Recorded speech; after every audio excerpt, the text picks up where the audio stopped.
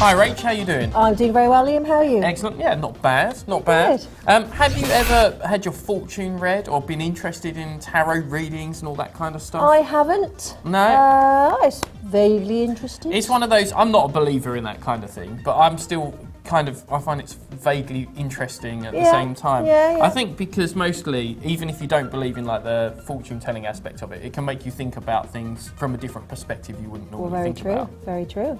So I've been trying out this little experiment with cards. Playing cards are actually used to tell fortunes long before the tarot deck. Okay. Which was something I hadn't realised. And all the cards have individual meanings and yeah, we're going to basically just try a little experiment. Before we do, do you want to shuffle the cards up for me? Okay. And make sure they're all okay.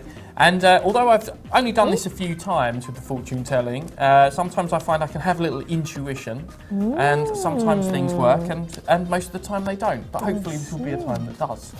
So are you happy with the cards being shuffled up? Yes, I am. Okay, and I'm going to just think about a card that I'm going to take out for you, which I think, like I say, this is hit and miss, but I think that might be right.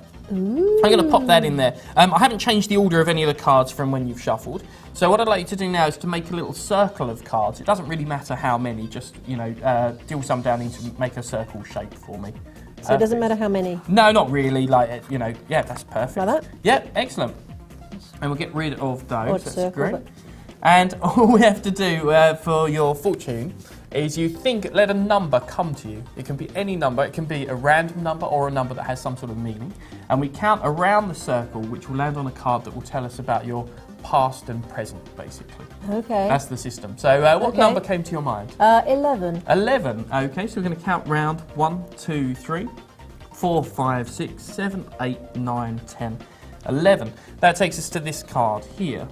So for your past and present, the ace would represent a sudden change in your situation, and hearts would be relationships, so something to do with your friends or family. It's not necessarily a negative thing, not a negative thing, it might be a very positive thing. Okay. But that's it, that is the interpretation you'd get from the playing cards. Okay. And then we would go round the circle the other way to represent your future. So I'm going to have an intuition about that as well. Let me take out another card if there's one in here. I think maybe this one. And I'll pop that in the box as well. And the cards, yeah, for your future would be the same numbers. So we go 11, 1, 2, 3, 4, 5, 6, 7, 8, 9, 10, 11, which would take us here. And that takes us to the 7 of spades. So spades would represent work. And 7 represents something suddenly coming together and you reaching a goal in a very positive way. Oh, okay. So that's something for your future I'm as well. up for that. And here's the weirdest part. Obviously, all the cards are different. All the numbers and all the suits have different meanings. But these were the two that we had for your past and your future. And the 2 cards that I put inside the box for my intuitions were very, very close indeed. So maybe there is something in this fortune telling after all. Maybe there is psychic, Liam. Yeah. But probably not.